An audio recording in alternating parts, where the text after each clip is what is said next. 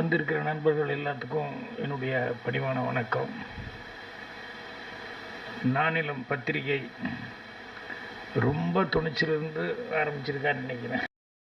ஏன்னா பத்திரிகை இந்த காலத்தில் பத்திரிக்கை படிக்கிற பழக்கங்கிறது இப்போ வர்ற ஜென்ரேஷனுக்கு மாறிக்கிட்டே இருக்குது. எல்லாருமே கையில் செல்ஃபோன் வச்சுக்கிட்டு அதுலேயே டக்குன்னு காலையில் என் வீட்லேயே கூட நான் பார்க்குறேன். ஒரு பேப்பர் படிக்கிற பழக்கம் நான் பூர்ணிமா ஏதாவது இங்கிலீஷ் பேப்பர், நான் தமிழ் பேப்பர் போட்டுக்கிட்டு இருப்போம். வேறு வீட்டில் இருக்கிறவங்கெல்லாம் அவங்கவுங்க கையில் செல்ஃபோன் வச்சுட்டு அதில் தான் பார்த்துக்கிட்டு இருக்காங்க. அப்படி போயிட்டுருக்கு. ஸோ இந்த மாதிரி சூழலில் இசக்கி அவர்கள் ரொம்ப தைரியமாக இந்த நானிலம் பத்திரிகை ஆரம்பிச்சிருக்காரு அப்படின்னு சொன்னோம்னா அது ஒரு பாராட்டப்பட வேண்டிய ஒரு சமாச்சாரம். அநேகமாக விஜயன் அவர்கள்லாம் அவருக்கு உறுதுணையாக இருந்து ஊக்கம் கொடுத்துருப்பார்னு நினைக்கிறேன். ஸோ அவர் நிறைய அனுபவங்களை ஆரம்பத்திலேருந்து இசைக்கு சினிமா துறை சேர்ந்த எல்லாத்துக்கிட்டையும், பத்திரிகை துறை சேர்ந்த எல்லாத்துக்கிட்டையும் நிறைய விஷயங்களை அவர் சேகரித்து வச்சுக்கிட்டே இருக்கார். அப்பப்போ பேசும்போது அவர்கிட்ட அந்த கலெக்ஷனாக பார்த்திங்கன்னா நிறைய விஷயங்கள் வச்சுருப்பார். ஏதாவது ஒன்றுக்கு ரெஃபரன்ஸ்னால் உடனே டக்குன்னு எடுத்து வந்துடுவார். அந்த பழக்கம் அப்படிங்கிறது அவருக்கு ஆரம்பத்துலேருந்தே நான் அவர்கிட்ட பழகிற நாள்லேருந்தே நான் பார்த்துட்ருக்கேன். அந்த மாதிரி ரெஃபரன்ஸ் காமிச்சு எனக்கு தெரிஞ்சு எனக்கு ஜிபிஎஸ் ஒரு பழைய ரைட்டர் ஒருத்தர் இருந்தார். எனக்கெல்லாம் குருன்னு சொல்லலாம் அவரை. அவர் தான் ஏதாவது ஒரு டிஸ்கஷனில் ஏதாவது ஒரு சீன் சொன்னோம்னா அதை ரொம்ப நல்லா இருக்குதுன்னு சொல்லிட்டு உடனே அடுத்த நாள் ஃப்ரெஞ்சில் ஏதோ ஒரு நாவல் அதில் அதை இங்கிலீஷில் டிரான்ஸ்லேட் பண்ணியிருப்பாங்க. அந்த பேஜ் எடுத்துகிட்டு என்கிட்ட படித்து காமிப்பேன். நேற்று நீங்கள் சொன்னீங்களே அந்த சீனு உள்ளடக்கம் அதுதான், பொருள்கள் மாறி இருக்குது. மற்றபடி நீங்கள் சொன்ன சீன் நேற்று நான் ரொம்ப அப்ரிஷியேட் பண்ணது காரணம் இது ஏற்கனவே அந்த இது ஜனங்களால் பாராட்டு பெற்றிருக்கு அப்படின்னு சொல்லி எப்போ சீன் சொன்னாலும் ஏதாவது ஒரு கதையினுடைய கருவு சொன்னாலும் அதுக்கு உடனே ஒரு ரெஃபரன்ஸ் கொடுப்பார் அவர். அந்த அளவுக்கு அவர் நல்ல ஒரு படைப்பாளி மட்டுமல்ல, பெரிய ரைட்டர். ஸ்க்ரீன் பிளேயில் முன்னாலெல்லாம் அவர்கிட்ட சொல்லுவாங்க. அந்த படைப்பாளியோட படிப்பாளியும் கூட அந்த மாதிரி ஒரு ரெஃபரன்ஸுங்கிறது எப்பவுமே சொல்லுவார். அந்த மாதிரி இசக்கி அவர்கள் நம்ம ஏதாவது ஒன்று பேசும்போது டக்குன்னு அப்போ இது நடந்தது இப்படி நடந்தது அப்படின்னு சொல்லிட்டு உடனே அந்த பத்திரிகை இதே அடுத்த நாளே கொண்டு நம்மகிட்ட காமிப்பார். ஸோ அந்த அளவுக்கு விஷயஞானம் உள்ளவர். அவர் பத்திரிகை ஆரம்பிச்சிருக்காருங்கும் போது கண்டிப்பாக சிறப்பாக செய்வார். என்னென்னா இதெல்லாம் இந்த கொரோனா அதெல்லாம் இந்த பீரியட் வர்றதுக்கு முன்னால் ஆரம்பிச்சிருந்தா பிரமாதமான ஒரு வறட்சி அதெல்லாம் வந்திருக்கும். இந்த கொரோனா பீரியட் வந்ததுலேருந்து இந்த படிக்கிறதுங்கிறது எல்லாத்துக்கிட்டேயுமே ரொம்ப தள்ளி போயிடுச்சு. அப்புறம் விஞ்ஞான வளர்ச்சியில் எல்லோரும் செல்ஃபோனை பார்த்து இது பண்ணுறாங்க. ஸோ பொறுப்பாசிரியர் தஞ்சை சாலமோன் அவர்களுக்கும், எபோசியா வடிவமைப்பாளர்களுக்கும் எல்லாத்துக்குமே என்னுடைய பாராட்டுக்களை தெரிவிச்சுக்கிறேன். கவிதா அவர்கள் பேசுனத கையில் வாங்கிட்டு போயிட்டு பார்த்துக்கலாம், நல்ல நல்ல ரெஃபரன்ஸ் கொடுத்தாங்க பேசும்போது. இவர்கிட்ட ₹1,00,000 கிடச்சா நீங்கள் என்ன பண்ணுவீங்க, உங்களுக்கு தனியாக ஒரு டைம் கொடுத்தா என்ன பண்ணுவீங்க அப்படின்னு சொல்லிட்டு இதெல்லாம் எப்போ எங்கேயோ படித்த மாதிரி ஞாபகம் இருந்தாலும் ரீக்லேட் பண்ணிக்கிறதுக்கு அவங்ககிட்ட அந்த பேப்பரை வாங்கிட்டு போய் ஒரு தடவை பார்த்துக்கிட்டால் நல்லாயிருக்கும் அப்படிங்கிற மாதிரி. ஏன்னா படிக்க அது ஸ்டோரேஜ் ஆகிட்டே இருக்கும் மைண்டில். ஸோ அவங்களும் சிறப்பாக பேசினாங்க. எனக்கு வேறு ஒரு ப்ரோக்ராம் ஃபிக்ஸ் பண்ணிட்டதுனால தான் நான் அவசரமாக போயிட்டுருக்கிறேன். 7 மணிக்குள்ளே வந்துடுறேன்னு சொல்லி ஒரு ப்ரிவியூ எல்லோரும் வெயிட் பண்ணிட்டுருப்பாங்க. இல்லைன்னா கொஞ்சம் நேரம் வரைக்கும் இருந்திருப்பேன் நான். ஸோ என்னுடைய மனமார்ந்த வாழ்த்துக்கள் தெரிவிச்சுக்கிறேன். கண்டிப்பாக புத்தகம் எந்த காலத்துக்கு நல்ல விதத்தில் வரும். அது அந்த அளவுக்கு நம்ம கடினமாக உழைக்கணும். நான் புத்தகம் ஆரம்பித்தப்போ கலைஞர் அவர்கிட்ட போய் ஏதாவது அட்வைஸ் சொல்கிறீங்களா அப்படின்னு சொல்லி கேட்கும்போது அட்வைஸ்ன்னு சொல்ல மாட்டேன், ஆலோசனைன்னு வேணால் சொல்கிறேன் அப்படின்னு சொல்லிட்டு வார இதழ் எந்த காரணம் கொண்டும் அந்த சொன்ன டேட்டில் வந்துடணும் ஒழிய அது மிஸ்ஸே ஆகக்கூடாது. அதுதான் முதல் சக்ஸஸ்ஸு, அதுதான் ரொம்ப முக்கியம் அப்படின்னு சொன்னேன். அந்த மாதிரி நீங்கள் மாத இதழ் அப்படின்னு சொல்லும்போது அந்த மாத இதழை வந்து கரெக்டாக கொண்டு வந்துட்டோம்னு சொன்னோம்னா, ஏன்னா அது அப்படி பழக்கமாகி போச்சுன்னா அந்த டேட்டுக்காக எல்லோரும் படிக்கிற வாசகர்கள் வந்து வெயிட் பண்ணிருப்பாங்க. அதை கீப் பண்ணணும் அப்படின்னு சொல்லி கேட்டுக்கிறேன். மற்றபடி உங்களுக்கே புஸ்தகம் நடத்துறதுக்கு நான் முதல்ல சொன்ன மாதிரி விஜயமா ஆட்கள் எல்லாம் இருக்காங்க. எல்லாருமே உங்களுக்கு உறுதுணையாக இருப்பாங்க. எல்லாத்துக்கும் என்னுடைய மனமார்ந்த நன்றியை தெரிவிச்சுக்கிறேன். மீண்டும் ஒரு முறை வணக்கத்தை தெரிவித்து வாழ்த்துக்களை தெரிவிச்சுக்கிறேன். நன்றி, வணக்கம். வணக்கம், அனைவருக்கும் வணக்கம். இந்த அழைப்பு வந்து என் நண்பர் வாங்க, இவர் சொன்னார் இந்த மாதிரி ஒரு புத்தக வெளியீடு செய்ய போகிறேன், ஸோ இதுக்கு வந்து நீங்கள் வரணும், இந்த நிகழ்ச்சியில் கலந்துக்கணும்னு. எங்களுக்கு வந்து honestly பார்க்கும்போது வர 28 டிசம்பர் மாதம் நிகழ்ச்சி எம்ஜிஆர் காலத்தை வென்றவண்ணி பாகம் 7 அது வந்து ஒன் ப்ரோக்ரஸில் நடந்துகிட்டு இருக்கிறதுனால அந்த டைம்லேயே இந்த நிகழ்ச்சியும் வந்து நான் சொன்னேன் அவர்கிட்ட, கண்டிப்பாக உங்களுக்காக சிங்கப்பூர்லேருந்து நாங்கள் வந்து சென்னையில் வந்து உங்களை வந்து மீட் பண்ணுறோம். அது மட்டும் இல்லாமல் என்னோடய மனமான வாழ்த்துக்கள். ஏன்னா அவங்க சொன்ன மாதிரி திரு பாக்கியராஜன் சொன்ன மாதிரி புக்கு படிப்பு வந்து குறைஞ்சிக்கிட்டு தான் போய்கிட்டு இருக்கு எல்லாத்துலேயும். ஸோ இப்போதைக்கு வந்து அண்ணன் வந்து ஹீரோவாக இருக்கார், ஏன்னா புக்கை வெளியாக்குறாரு. ஸோ அவருக்கு நீங்கள் எல்லாம் சேர்ந்து ஒரு சிறப்பான கைத்தட்டு கொடுக்குறோம். ஏன்னா இது சாமானிய இது இல்லை. ஏன்னா மாதம் சொன்ன மாதிரி அவருக்கு சப்போர்ட் வந்து நம்ம கையில் தான் இருக்குது. அதாவது ஒரு புக்கை வாங்கி மற்றவங்க வந்து இன்ட்ரடியூஸ் பண்ணுறது வந்து எல்லோரும் பொறுப்பு தான் அது. ஸோ அதே மாதிரி தான் இப்போ எங்கள் நிகழ்ச்சிகள் செய்யும்போது எங்கள் கலைஞர்கள் தான் எங்கள் கூட சேர்ந்து எல்லாம் செஞ்சுக்கிட்டு இருக்காங்க. ஸோ என்னை இங்கே வரவேற்றிருக்கு திரு எஸ்கே அவர்களுக்கு மிக்க நன்றி. அனைவருக்கும் நன்றி, வணக்கம். வணக்கம். அதாவது புஸ்தகத்தை சும்மா வாங்கக்கூடாது. ஆக்சுவலாக நான் தான் அவருக்கு பெரிய மரியாதை பண்ணியிருக்கணும். ஏதோ வேலைப்பழுவில் வந்து நான் அதை கொஞ்சம் விட்டுட்டேன். சரி, அந்த புத்தகத்துக்கு அதுக்கூட தொகை கொடுக்கணுன்ட்டு அதை கொடுத்துருக்கேன். இது வந்து பன்மடங்கு பெருகி இன்னும் பல மடங்கு பெருகி பெரிய அளவில் அவர் வந்து முன்னேறணும் அப்படிங்கிறது இந்த சந்தர்ப்பத்தின் வாயிலாக நான் தெரிவித்துக் கொள்கிறேன். அதாவது இதயக்கனி குழுமத்தில் ஒரு அங்கம் திரு எஸ்ஐ பாண்டியன் அவர்கள், அதாவது இதயக்கனி பத்திரிகையினுடைய குழுமத்தில் அவர் ஒருவராக நான் வந்து ஒரு சகோதரரை போல நான் வந்து பாவிக்கிறேன். அவரும் என்னை அப்படி தான் பார்க்குறாரு. அவங்க குடும்பத்தில் நான் ஒருத்தன், அப்படி தான் சொல்லணும். அவங்க குடும்பத்தில் நான் ஒருத்தன். இதயக்கனி குழுமத்தில் ஒருவர், அவரோட குடும்பத்தில் நான் ஒருவர். இப்படி ஒரு எங்களுக்குள்ள ஒரு பாசப்பிணைப்பு. அவர் திருநெல்வேலியில் முதல்ல சந்தித்ததுலேருந்து இன்னைக்கு வரைக்கும் அந்த பாசம் வந்து, அதாவது எங்களுக்குள்ள அவர் சில சமயங்களில் வந்து முரண்பாடுதல் ஏற்படும், உறவில் இல்லாமல் இல்லை. அதை பேசி நாங்கள் சரி பண்ணிக்குவோம். ஸோ அந்த மாதிரி, அதாவது புரட்சித் தலைவர் எம்ஜிஆர் மீது நான் எந்த அளவு பற்றுதல் பாசம் வைத்திருக்கிறேன் என்பதற்கு இன்னொரு உதாரணம் வந்து திரு எஸ்கே அவர்கள். அவர் நான் சோர்ந்திருக்கும் போது என்னை ரொம்ப மோட்டிவேட் பண்ணுவார். நான் சோர்ந்திருக்கும் போது மோட்டிவேட் பண்ணி, அது அவருக்கும் அதே தான், அவர் தன்னைத்தானே வந்து மோட்டிவேட் பண்ணிக்கவர். நானும் சில விஷயங்களை சுட்டி காட்டுவேன். பத்திரிகை, அதாவது திரு பாக்யராஜ் சார் சொன்ன மாதிரி அவ்வளோ தொகுப்புகள் இருக்கும். எல்லாருடைய பிறந்தநாளும் ஞாபகம் வச்சிருப்பார், எல்லா பிறந்தநாளுக்கும் வாழ்த்து சொல்வார். அது சாதாரண வேலை இல்லை, அவ்வளோ ஈஸியானது இல்லை. அது கரெக்டாக அது மெமரியிலே இருக்கும். அவர் அதை குறித்து வச்சுருக்காரு. ஸோ என்னோடய நட்பு வட்டமும் இங்கே சில பேர் இங்கே வேலைக்கு வந்து இருக்கிறது பார்க்கும்போது எனக்கு வியப்பாக இருக்குது. அவங்கள இங்கே தான் பார்க்குறேன். நான் சிங்கப்பூரில் பார்த்துட்டு, ஃப்ரான்ஸில் பார்த்துட்டு இங்கே வந்து பார்க்குறேன். திரு ராமு அவர்களுக்கு என்னுடைய வணக்கங்கள். அதாவது நாங்கள் சிங்கப்பூர் ஃப்ரான்ஸ் போகும்போது எங்களை அந்தளவு அவங்க பார்த்துக்குவாங்க, அவங்க கவனிச்சுக்குவாங்க. அது மாதிரி கடந்த ஆண்டு வந்து திரு பாலா அவர்களுடைய நிகழ்ச்சிக்கு நானும் எஸ்கே அவர்கள் தான் போனோம்.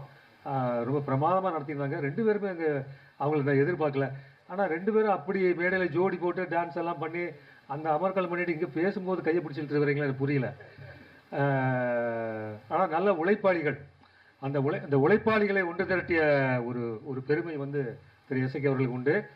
அவருடைய திறமை, அவருடைய அறிவு, அதெல்லாம் மேலே அவருடைய உழைப்பு அவரை கொண்டு செல்லும் அப்படின்னு நான் நினைக்கிறேன். காரணம் வந்து இதுக்கு அடித்தளம் புரட்சி தலைவர் எம்ஜிஆர் அவர்கள். இதுக்கு மேலே வந்து அவர் புகழ்கிறதுக்கு வந்து இதற்காக எங்கள் அனுபவம் வந்து அவருக்கும் கை கொடுக்கும், அவருடைய அனுபவம் எனக்கும் கை கொடுக்கும். இப்படி ஒருத்தருக்கு ஒருத்தர் கை கொடுத்து நாம் உயர்வோம்.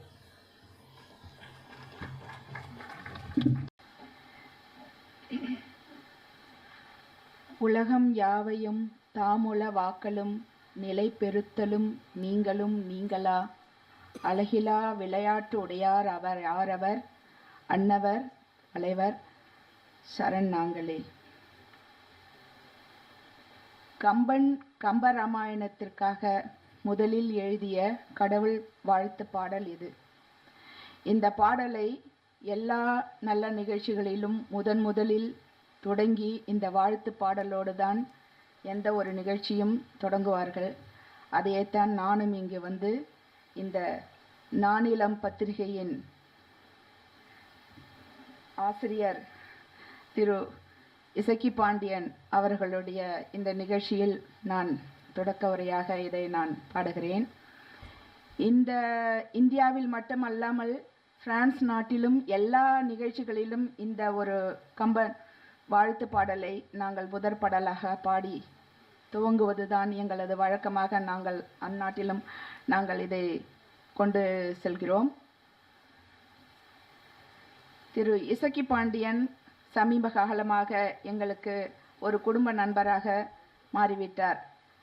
எப்படி என்றால் அதற்கு முழு காரணம் திரு இதயக்கனி விஜயன் சார் அவர்கள்தான். அவர்களுக்கும் எங்களுக்கும் ஒரு கடந்த 10 வருடங்களாக இதயக்கனி பத்திரிகை மூலமாக அவர் பிரான்ஸ் நாட்டிற்கு அடிக்கடி வரும்பொழுது அவருக்கு நாங்கள் எல்லாம் போய் பார்ப்போம். அவங்களுடைய நிகழ்ச்சிகளில் நாங்கள் பங்கேற்று கொள்கிறோம். அதன் மூலமாக ஒரு 10 ஆண்டு காலமாக நாங்கள் எங்களுடைய நட்புறவு தொடர்ந்து கொண்டிருக்கிறது. அவர் மூலமாக இசக்கி பாண்டியனை எங்களை அறிமுகப்படுத்தியது இன்னும் மேலும் எங்களுக்கு சிறப்பாக அமைந்து விட்டது. ஏனென்றால் எனது மகன் இப்போ சினிமாவில் வந்து நடிக்கணும் என்ற ஒரு ஆர்வத்தோடு பிரான்சிலிருந்து வந்திருக்கிறார். அவருக்காக இவங்க 2 பேரும் என் பிள்ளைக்கு நிறைய உதவிகள் செய்து வருவதற்காகவும் நான் என் மனமார்ந்த நன்றிகளை தெரிவித்துக் கொண்டு இந்த நிகழ்ச்சியை நான் ஆரம்பிக்கிறேன். இங்கே வந்திருக்கும் அனைவருக்கும் என் முதற்கண் நன்றிகள். நிலம், இவர் வந்து நிலம் என்று வைத்திருந்திருக்கலாம், இல்லை நாவ் என்று வைத்திருந்திருக்கலாம். பத்திரிகை என்று சொல்லும் வந்து ஒரு நடைமுறையில் நாம் பேசும் பொழுது அந்த பத்திரிகை அது சொல்லுவது சொல்வாக்கில் வந்து அவ்வளவு எளிதாக அது ஒரு மிகையாக இல்லை. நிலம் என்று வைத்திருந்திருக்கலாம், நிலம் பத்திரிகை என்று வைத்திருக்கலாம். அவர் ஏன் நிலம், இதில் வந்து நிறைய பொருள் அடங்கியிருக்கிறது. நானும் நிறைய சிந்திச்சு பார்த்தேன். என்றால் நாக்கு, அதாவது நமது நாவின் மூலமாக நாம் பேசப்படுகின்ற வார்த்தைகளின் சொல்லும் என்று சொல்லலாம். அந்த நாவினால் நாம் பேசக்கூடிய வார்த்தைகளை கொண்டு சொல்லாற்றல் வருகிறது. அந்த சொல் அது ஒன்று இருக்குங்களா. இரண்டாவதாக என்றால் 4 என்றும் ஒரு பொருள் இருக்கிறது.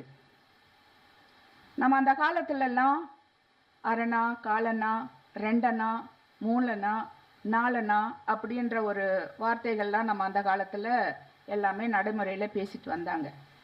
அந்த 4 அணா 4 அணாவைத்தான் 4 அணா. அது காலடைவில் வந்து கொஞ்சம் எல்லாம் மருவி போயிடுச்சு. அதுக்கும் அந்த 4 என்ற ஒரு எழுத்து வருகிறது. இப்போ அந்த 4க்கு இன்னொன்று, அந்த நாவுக்கும் ஒன்று சொல்லணும்னா இவர் நிலம்னு ஒன்று வச்சுட்டார் இல்லைங்களா. இப்போ நம்ம சொல்லிட்டோம். இப்போ நிலம் என்ன போகும்போது நம்மளுடைய இந்திய இலக்கிய காலத்திலிருந்து நம்மளுடைய இந்திய நிலப்பரப்பை வந்து 4ஆக பிரித்தார்கள். அதில் குறிஞ்சி, முல்லை, மருதம், நெய்தல், இதை 4ஆக பிரித்தார்கள். 5 பாலை ஆமா 5ஆக பிரித்தார்கள். அப்போ குறிஞ்சி மலை சார்ந்த இடத்தை குறிஞ்சி நிலம், காடு சார்ந்த நிலத்தை முல்லை, மருதம் வந்து வயல் சார்ந்த நிலம், நெய்தல் வந்து கடல் சார்ந்த நிலம், பாலைவனம். இப்போ நம்மளுடைய மலை சார்ந்த இடம் எல்லாமே வந்து இதெல்லாம் குறிப்பிட்டு அதில் அடங்கி இருக்கிறது. இப்படி இந்த நாவினால் நாம் பேசக்கூடிய இந்த சொல்லாகிய நாம் சொல்லாகிய இந்த ஒரு சொல் வடிவத்தில் வந்த எழுத்து மூலமாக இவர் இந்த பத்திரிகையை முதலாக தொடங்குகிறார். இது இந்த நானிலமும் இந்த 4 நிலப்பரப்பு கொண்ட திசைகளுக்கெல்லாம் இவருடைய பத்திரிகையானது சென்ற இடமெல்லாம் சிறப்பு என்பது போல் நானிலம் எங்கும் விரிந்து பறந்து அவருக்கு மேலும் மேலும் நல்ல ஒரு உயர்வை கொடுத்து அவருடைய பத்திரிகைக்கு நல்ல ஆக்கத்தையும் ஊக்கத்தையும் கொடுக்க வேண்டும் என்று நான் மிகவும் ஆசைப்படுகிறேன். இங்கே வந்திருக்கிற அனைவருமே எல்லாரும் வாழ்த்து சொல்ல வந்திருக்கீங்க. 2-4 மாதங்களாக திரு இசக்கி பாண்டியன் எனக்கு பிரான்ஸுக்கு தினமும் ஃபோன் பண்ணி பேசுவார். இந்த நிகழ்ச்சியை பற்றி எப்படி தொடங்குறது, எப்படி செய்யறது, இதெல்லாம் அவருக்கு வந்து ஒரு முதல் முறையாக செய்யும்போது அவர் சினிமாவில் நிறைய விஷயத்தில் அவர் கலந்து கொண்டு நிறைய பங்கேற்று நடித்திருக்கிறார், எல்லாத்துலேயும் பங்கேற்றிருக்கிறார். இருந்தாலும் அவருக்குள் ஒரு தயக்கம், முதலாக நான் எப்படி இந்த பத்திரிகையை நடத்தப் போகிறேன் என்று. அப்போ நிறைய கலந்து நாங்கள் பேச போகும்போது அவசியம் நீங்கள் இந்தியாவுக்கு வந்தீங்கன்னா இதில் நீங்கள் அவசியம் கலந்துக்கணும் அப்படின்னு அவர் ரொம்ப அன்பான ஒரு வேண்டுகோள் விடுத்ததின் பேரில் நாங்கள் இன்னைக்கு பாண்டிச்சேரியிலேருந்து நேராக வந்திருக்கிறோம். அவருக்கு ஏற்கனவே இதயக்கனி சார்பிலும் நாங்கள் ஏற்கனவே நம்ம எங்களுடைய பங்கு எங்களுடைய இன்னைக்கு என்றும் இருக்கும். அதே போல் இவருக்கும் நானிலம் இந்த பத்திரிகை மேலும் மேலும் வளர எனது வாழ்த்துக்கள். அதுக்குண்டான என்னால் முயன்ற உதவிகளையும் என்னால் முயன்ற அதற்கான அந்த பத்திரிகை தொடக்கத்திற்கான நிறைய எவ்வளோ இருக்குது, அது சம்பிரதாயங்கள்லாம் இருக்கிறது, அதுக்கான உதவிகள் நிச்சயமாக நான் செய்ய கடமைப்பட்டிருக்கிறேன். ஏன்னா அவரும் போன இது இதெல்லாம் இருக்க இந்த நூல் என்பது எவ்வளவு முக்கியமான ஒரு விஷயம். நமது அப்துல் கலாம் அவர்கள் இளைஞர்களுக்கு நிறைய சொல்லியிருக்கிறார், கல்வி பற்றி ரொம்ப பேசியிருக்கிறார். இளைஞர்களை கனவு காணுங்கள், நிறைய கல்வி கற்றுக்கொள்ளுங்கள், நிறைய நீங்கள் விஞ்ஞான வளர்ச்சியிலையும் சரி எல்லா சமுதாயத்தில் நீங்கள் எப்படியெல்லாம் வாழ வேண்டும் என்று அவர் நிறைய சொல்லாதது இல்லை, நீங்கள் எல்லாம் தெரிஞ்சிருக்கோம். அவருடைய கனவு என்னன்னா நிறைய நூலகங்கள் அவர் ரொம்ப விரும்பினார். எல்லா இடத்துலையும் எல்லா ஊர்களிலும் பிள்ளைகள் நூலகத்தில் போய் நூல்கள் எல்லாம் படிக்க வேண்டும், அதில் படித்து எல்லாவற்றையும் எல்லா அனுபவங்களையும் அவங்க தெரிஞ்சு கொள்ளணும்னு சொல்லிட்டு அவர் ரொம்ப ஆசைப்பட்டார். ஆனால் இந்த காலத்தில் அது யாருமே அதை செய்யறதில்லை. பிள்ளைங்க எல்லாரும் படிப்பை விட கையில் இருக்கும் கைபேசியைத்தான் மிகவும் விரும்புகிறார்கள், படிக்கிறார்கள், அதிலே முழு நேர செலவிடுகிறார்கள். ஆனால் இப்பொழுது நானும் இந்த ஒரு நிகழ்ச்சியில் நான் சொல்கிறேன், தயவு செய்து நூல்களை புறக்கணிக்காதீர்கள். நூல் தந்த அனுபவம், நூல் தந்த அறிவு கற்றவனுக்கு சென்ற இடமெல்லாம் சிறப்பு என்று சொன்னது போல் நமக்கு கல்வி கொடுத்த ஆசான் ஆசிரியர்கள் அவர்களை நாம் என்று மறக்க முடியாது. அவர்கள் கொடுத்த கல்வி வருங்காலத்திற்கு நமக்கு உங்களுக்கு ஒரு வாழ்க்கைக்கு பொருளாதாரத்தை ஒரு பணம் சம்பாதிப்பதற்காக நமக்கு அது உதவுது. ஆனால் அந்த கல்வியை விட பெற்றவர்கள் நமக்கு கொடுத்த கல்வி என்ன கல்வி? அறிவு செல்வம் கொடுத்தாங்க, பாசத்தை கொடுத்தாங்க, கற்றுக் கொடுத்தாங்க, வளர்ப்பு கற்றுக் கொடுத்தாங்க, சம்பிரதாயத்தை கற்றுக் கொடுத்தாங்க, நம்மளுடைய வாழ்க்கை நம்மளுடைய எல்லாத்தையுமே கற்றுக் கொடுத்து பெற்றவங்க வளர்த்தாங்க. அதையும் நம்ம கற்றுக்கொள்ள வேண்டும். அனுபவத்தால் நம்ம வாழ்க்கையில் நிறைய நம்ம கற்றுக்கொண்டு தான் கொண்டு இருக்கிறோம் இதுவரை. அதாவது சுற்றத்தார்களிடமிருந்தும் சொந்தக்காரர்களிடமிருந்தும் கூட பிறந்தவர்களிடமிருந்தும் அக்கம் பக்கம் நமக்கு தெரிந்தவர்கள் நண்பர்கள் எல்லாரிடமும் ஒரு அனுபவத்தை நாம் கற்றுக்கொண்டு வாழ்ந்து கொண்டிருக்கிறோம் இன்று வரையில். அதில் நல்லதும் இருக்கிறது, கெட்டதும் இருக்கிறது.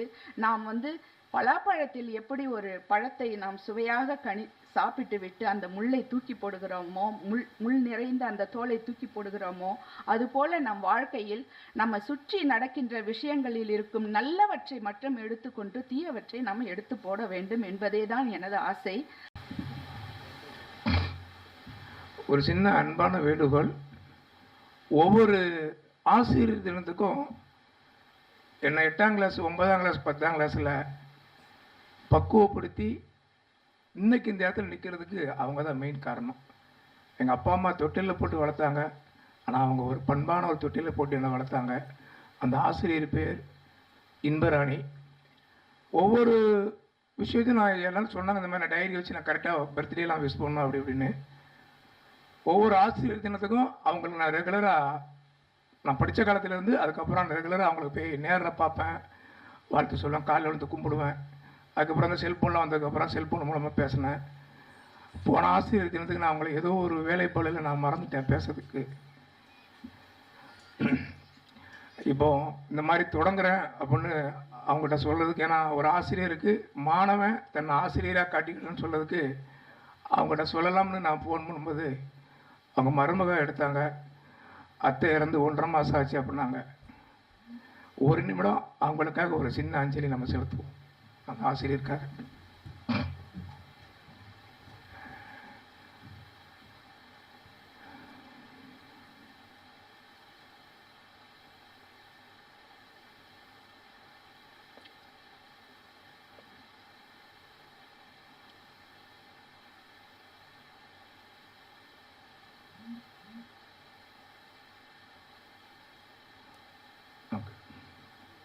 ரொம்ப நன்றி. அப்புறம் எங்கள் அப்பா அம்மா, அண்ணன் குடும்பங்கள் எல்லாரும் என்னை வளர்த்து ஆளாக்குனாங்க ஒரு பொண்ணுமுள்ள மனிதனா.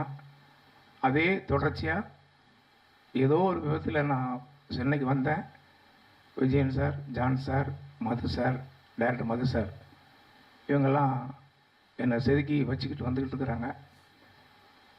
பர்டிகுலராக இப்போ சமீபத்தில் பார்க்கணும்னா ஜான் சார்கிட்ட வந்து ஒரு பணி செய்யறதுக்கு வாய்ப்புக்கு 10 வருஷமாக நான் ஏங்கியிருப்பேன்.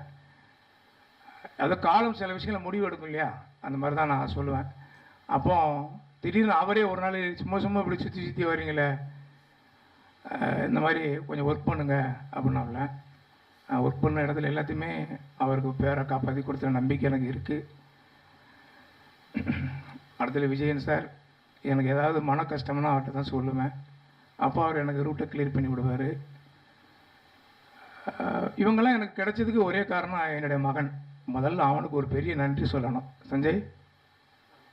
ஏன்னா நான் எங்கேயோ எப்படியோ இருந்துக்கிட்டு இருந்தேன். இன்றைக்கி இவ்வளோ பெரிய ஒரு ஸ்டேஜ் இந்த அரங்கத்தில் நான் பேசுகிறதுக்கு காரணம் அவன் தான். அவன் மூலமாக ஒரு ஆள் கிடச்சி, அவர் மூலமாக கிடச்சி, அப்படி இப்படி டக்குன்னு செயின் பிளாக். அதுமாதிரி என் மகள் திவ்யா, அவன் மூலமாக ஒரு அதை கல்வி சம்மந்தப்பட்ட விஷயங்கள் அவளுக்கு கிடைச்ச அருமையான மாப்பிள்ளை. நான் இப்போ கூட மாப்பிள்ளைன்னு கூட கூப்பிட முடியேன், வாடா போனதை பேசுவேன். சின்ன குழந்தை தான் நான் தூக்கி வளர்ந்த பிள்ளை. அதுக்கப்புறம் என் மனைவி ஒரு மாதத்துக்கு முன்னாடி ஒரு பிரபல திரைப்பட நடிகை கிட்ட பேசிக்கிட்டு இருக்கும்போது ஒரு கதை கேட்டாங்க, ஒரு லவ் ஸ்டோரி கதை கேட்டு முடிச்சோன்னா 2 கிளைமேக்ஸ் அவர் சொன்னார். நான் அதை சொல்ல மாட்டேன், பயந்துடுறாங்க. அப்போ சொல்லும்போது அப்போ அது லவ் ஸ்டோரி, அது ரொம்ப இன்வால்மெண்ட்டோட கேட்டுச்சு. கிளைமேக்ஸ் இப்படி செல்லாம் இப்படி செல்லாங்க. அப்போ அசைக்கு சார் எப்படி சார் அப்படின்னாப்புல ஏதோ ஒரு விதத்தில் ஒரு கருத்து நான் பதிவிட்டேன். என்ன கல்யாணம் பண்ணதுனால தான் என் மனைவி என் கூட சேர்ந்து கஷ்டப்படுதா பொழுக்கிட்டு பல சந்தர்ப்பத்தில் ஃபீல் பண்ணியிருக்கேன். இன்றைக்கி அதை சரி பண்ணிட்டேன். சரி, நார்மலுக்கு வரேன். எல்லோரும் வந்திருக்கீங்க. முதல் வணக்கம். செதுக்கியவர்களை சொல்லிட்டேன். Vijayan sir, John sir, Paris madam, Mahalakshmi தங்கச்சி சார், சிங்கப்பூர் சார், எல்லோரும் வந்திருக்கீங்க. யாராவது பேர் விருப்பப்பட்டிருந்தா மன்னிச்சிடுங்க. இந்த கம்ப்யூட்டர் உலகத்தில் இப்படி செல்ஃபோன் பயன்படுத்துகிற காலகட்டத்தில் புத்தகம் வாழ்ந்து கொண்டு தான் இருக்கிறது. அது ஒன்றும் வீழ்ந்து விடவில்லை. சில கரையான்கள் மாதிரி செல்ஃபோன்கள் அதை அரிச்சிக்கிட்டு இருந்தாலும் அப்பப்போ தூசி தட்டி நம்ம சரி பண்ணிக்கிடுறோம். அதை கண்கூட நம்ம பார்க்குறோம். புத்தக கண்காட்சி நடக்கும்போது நம்ம பார்க்க தான் செய்கிறோம். புத்தகங்கள் விற்பனையை பார்க்க தான் செய்கிறோம். அதை சரியாக நம்ம ஒரு பயணிச்சா நல்லா இருக்கும். நான் எங்கள் அப்பாவுக்கு அப்புறம் நான் என்னை யாரும், என் மகனை தவிர வேறு யாரும் என்னை கையேந்தி என்னை பிடிக்கிறது இல்லை. அப்படி ஆனால் அதுக்கு அடுத்து என் குடும்பத்துக்கு அப்புறம் என்னை தாங்கி பிடிக்கிறது புத்தகங்கள் மட்டும்தான். என் கையில் புத்தகம் இல்லாமல் நான் எங்கேயும் நான் ட்ராவல் பண்ணவே மாட்டேன். திருநெல்வேலியிலே சொல்லுவாங்க, நீதிபதிகளே சொல்லுவாங்க, புத்தக பூச்சி வந்துட்டாரியா அப்படிம்பாங்க. என் கூட வந்து காலத்தில் சொல்லுவாங்க, என்ன புத்தக பூச்சியும் கூட்டு வந்துட்டீங்களா அப்படிம்பாங்க நீதிபதியே. சில நீதிபதிகள் பழக்கத்தில் அந்த மாதிரி கையில் எப்பவுமே ஒரு புக்கு வச்சுருப்பேன். அப்போ அவங்க ஏதாவது ஃபேமிலி பிரச்சனை அது இது சொல்லும்போது அந்த புக்கை கையில் கொடுப்பேன். குமுதமோ, ஆனந்த விகடனோ, பாக்கியாவோ, இது ஏதோ ஒரு பக்கம் கையில் கொடுப்பேன், இதை கையில் பிடிச்சிக்கிட்டு போயிட்டே இருங்க சார், உங்கள் பிரச்சனை வராது அப்படிம்பேன். மறுநாள் சொல்லி வச்ச மாதிரி வருவார். நான் போனோன்னே அந்த புக்கை படித்தேன், ஆனந்தகுடன் படித்தேன், குமுதம் படித்தேன், பாக்கியா படித்தேன், அது எனக்கு ஒரு மாறி இருக்குது அப்படிம்பாங்க. மற்றவங்களை மாற்றுவதற்கு என்ன தேவை பெரிய மருந்துன்னா அது புத்தகம் மட்டும்தான் நீங்கள் கொடுத்து உதவலாம். அது ஒரு சிறப்பான மருந்து. சில நேரங்களில் சில விஷயங்கள் நம்ம படிக்கும்போது நமக்கு ஏதோ ஒன்று தோணும். எனக்கு நிறைய தோணும். ஒரு 20 லட்சம் கண்டென்ட், இதில் அநேகமாக ஒரு 25 கண்டென்ட் தான் இருக்குன்னு நினைக்கிறேன். ஒரு 20 லட்சம் கண்டென்ட் இந்த மாதிரி வச்சுருக்கிறேன். இந்த புக்கு மீதி புக்கு ஞாயிற்றுக்கிழமைக்கு என் கைக்கு மொத்தமாக வரும். 2000 புக்கு ஆர்டர் கொடுத்துக்கிறேன். இந்த விநாயகர் சேர்த்தி அதுன்னு சொல்லி ஒரு நெருக்கடியான நிதி நெருக்கடி வர அந்த சமயத்தில் எனக்கு கொஞ்சம் நெருக்கடி ஆச்சு. அதெல்லாம் சிறப்பாக செஞ்சிட்டோம். இந்த சிறப்பாக செய்கிறதுக்கு நடிகர் வெற்றியும் ஒரு காரணம். அவர் படப்பிடிப்பில் இருக்கிறதுனால அங்கே வர முடியலை. அவருக்கும் ஒரு ஓங்கி ஒரு கை தட்டிக்கிட்டு, அவருக்கும் அவர் சார்ந்த குழுவுக்கும் நிறைய பேருடைய உதவியில் தான் அந்த இடத்த நான் நிற்கிறேன். கவிதா மேடம் உட்பட. ஏன்னா ஜான் சார்ட்ட எப்படி நான் ஒரு பழக்கம் கிடைக்காது, பழக்கம் இருந்துச்சு, எங்கேயா போய் விஷ் பண்ணுவேன், அப்புறம் சடன்னு கார் போயிடும். அதுக்கப்புறம் திடீர்னு ஃபோன் பண்ணுவேன், அவர் பொண்ணு பிறந்த நாளுக்கு கேட்டா, ஆறா இவன் வேற பஞ்சாயத்து இழுத்து விடுதான், சும்மா போகிற நேரத்தில் இவன் வேற அப்படின்னு டக்குன்னு ஃபோனை கட் பண்ணிடுவேன். இந்த ஃபோனை கட் பண்ணுற பழக்கத்தை என்னை மண்டியில் குட்டி ஒழுங்கா இருங்கன்னு சொல்லி சில விஷயங்கள் எனக்கு அவரை கற்றுக் கொடுத்துருக்காரு. நிறைய விஷயங்கள் உங்கள்கிட்ட நான் ஆசிரியராக கற்றுருக்கிறேன். அதே மாதிரி பவானி மேடம் அம்மா, எங்கள் அம்மாவுக்கு அப்புறம் அவங்கள பார்க்கும்போது எனக்கு அம்மாவோட ஒரு இது கிடச்சிது. சாரு மேடம் அது மாதிரி தான் சொல்லுங்கள. கவிதா மேடம் எப்போவாவது நம்மளை பார்த்து எசக்கின்னு கூப்பிட முடியாங்கன்னு நினச்சேன். இன்னைக்கு வாய் நிறைய எசக்கின்னு சொல்லிட்டாங்க. அது போதும், ரொம்ப நிறைவாக இருக்கு மேடம். அப்புறம் பத்திரிகையில் வந்திருக்க நண்பர்கள் கணேசன் உட்பட, ஹரிபாப் சார், மற்றவங்க பேர் எனக்கு தெரியல சார், நான் என் தப்பாக எடுத்துக்கிட்டாங்க. உண்மையிலேயே நான் ரொம்ப சந்தோஷப்படுறேன். இன்றைக்கி இருக்கிற நெருக்கடியில், இன்றைக்கி இருக்கிற நிகழ்ச்சிகளில் எனக்காக இன்றைக்கி இப்படி வந்தது. அங்கே ஒரு மேடம் இருக்காங்க, குண்டுன்னு இருப்பாங்க எப்போவுமே. அவங்க எல்லாம் நாங்களாம் ஒரே டீம் தான். நான் சினிமாவில் நடிக்க போனாலும் நடிச்சிருக்கிறேன். 2-3 படங்கள் வரும். அது வரும்போது பாய் கூட ஒரு படம் நடிச்சிருக்கிறேன். அந்த வெப்சீரிஸ் வந்துன்னா ரோட்டில் போகிறவங்க கூட எனக்கு காரி துப்பிடுவான். ஆமாம், உண்மைக்கும் இவன் என்ன இவ்வளோ மோசமான இவன் யோக்கியமாக லைப்ரரி கட்ட போகிறான் அப்படின்பா. அந்த வாய்ப்பு கொடுத்த டைரக்டர் மதுராஜ். என்னென்னா அவர் என்ன சொன்னாரோ, உங்கள் கேரக்டருக்கு எதிர்மறை கேரக்டர், அது ரொம்ப மோசமான கேரக்டர், பார்த்தீங்கன்னா இந்த விழாவுக்கு அதுக்கு சம்மந்தமே இருக்காது, டைரக்டர் சொல்லுவார். அந்த மாதிரி அந்த இதில் வெப்சீரிஸ் வந்து கொஞ்சம் உலகம் பூரா போவேன். அதுக்கு கைட் பண்ணதில் John sir, cameraman Masan sir, அவருடைய அசிஸ்டன்ட் ராஜ்குமார் சார், இப்படி பலருடைய செதுக்கல் தான் நான் வந்து எங்கள் அப்பாவுக்கு பதில் இங்கே ஒருத்தர் பெத்தியா தாத்தா இருக்கிறாங்க, ஏவிஎம்மில் இருக்கிற ரோஷன் சார் மருமகன் அனுப்பியிருக்கிறாரு, அவர் வெளியூர் போயிருக்காரு. இன்னும் நிறைய சொல்ல போகலாம், நிறைய பேர் நான் சொல்ல மறந்துருக்கலாம். ஒரு 10,000 பேராவது என்னை செதுக்கி இருப்பாங்க வாழ்க்கையில். ஏதோ ஒரு பழக்கம் இருக்கும், அந்த பழக்கத்தை உனக்கு வேண்டாம் விடுன்னு சொன்னால் நான் விட்டுருவேன். அப்படி சில பழக்க வழக்கத்தையும் நான் விட்டுருக்கேன் நிறைய விஷயங்கள். என்னோடய வாழ்க்கை நூலகங்களை உருவாக்கணும். ஒரு நூலகம் கட்டுறதுக்கு இங்கே சென்னையில் 2 கிரவுண்டுன்னு சொல்லுவாங்க, எங்கள் ஊரில் ஒரு 9 சென்ட்டுமாங்க. அந்த 9 சென்ட் நிலத்தை கொடுக்கறதுக்கு என் மனைவி, என் மகள், என் மகன், இதே எங்கள் ஊரில் வேறு யாராவது குடும்பமாக இருந்தால் அப்படி விட மாட்டாங்க. இவங்க 3 பேர் இன்னைக்கு வரைக்கும், இந்த நிமிடம் வரைக்கும் ஏன் அதை இப்படி பண்ணுறீங்கன்னு எனக்கு கேட்டதே இல்லை. அது வந்து எனக்கு கிடைச்ச பாக்கியம் நினச்சேன். இன்றைக்கி வரை அவங்க என்ன எதுவுமே கேட்டது கிடையாது. எதுவுமே நீ எங்கே போகிறீங்க, யார் கூட வரீங்க, எங்கே நிற்கிறீங்க, எத்தனை மணிக்கு வரீங்க, எத்தனை மணிக்கு போகிறீங்கன்னு சொல்லி கேட்டதே கிடையாது. என் மேலே முழு நம்பிக்கை வச்சு ஒரு நல்ல மனைவியை கடவுளை கொடுத்துருக்காரு. அவங்க சகோதரர் வந்திருக்கிறாரு, அவர் நன்றி உரையை சொல்ல வருவார். அவர் வந்து அவர் தங்கச்சி என்னை கொடுத்தாரு, என் பொண்ணு அவர் பையனுக்கு எடுத்துக்கிட்டாரு. ஒரு பண்டமாற்று முறை. இந்த பண்டமாற்று முறை எங்கேருந்து வருதுன்னா, தூத்துக்குடியில் விளையிற உப்பு கல்கத்தாவுக்கு கொண்டு போவாங்களாம்.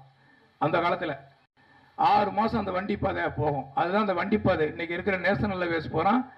அந்த காலத்தில் வண்டி பாதையாக இருந்திருக்கு. இங்கேருந்து உப்பு கொண்டு அங்கே போட்டுட்டு அங்கேருந்து 6 மாதம் கழிச்சு இங்கே வருவாங்க. வண்டி மாடலில் கோதுமை எடுத்துக்கிட்டு வருவாங்க.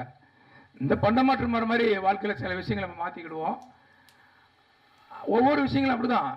யாராவது நம்மளை கோவப்பட்டாங்கன்னா பதிலுக்கு யாரும் கோவப்பட்டுறாதீங்க. ஒரு புன்னகையோட கடந்து போங்க அப்படின்னு நான் சொல்லுதான். நானே சில டைமில் கோவப்பட்டுருவேன். இன்னைக்கு கூட அந்த நிகழ்ச்சிக்கு பண்ண சின்ன சின்ன வருத்தப்பட்டு டப் டப்ன்ட்டேன். அது தூக்கம் இல்லை. மன்னிச்சிடுங்கண்ணே, சின்ன மன்னிச்சிடுங்க. அதுக்கப்புறம் காலையில் உடற்பயிற்சி எழுதணும் இல்லையோ, உள்ளத்துக்கு ஒரு பயிற்சியாக அருமை தம்பி ஐயப்பன் டீ கடையில் போய் ஒரு டீமாக நான் விகே சுந்தரனை அருள்தாஸ் அப்படி உட்காந்துருப்போம். ஒரு 11 மணிக்கு ஜான் சாருக்கு ஃபோன் பண்ணுவேன் ரெகுலராக. சில டைமில் ஃபோன் பண்ண 3 நாள் வெளியே இருப்பேன்.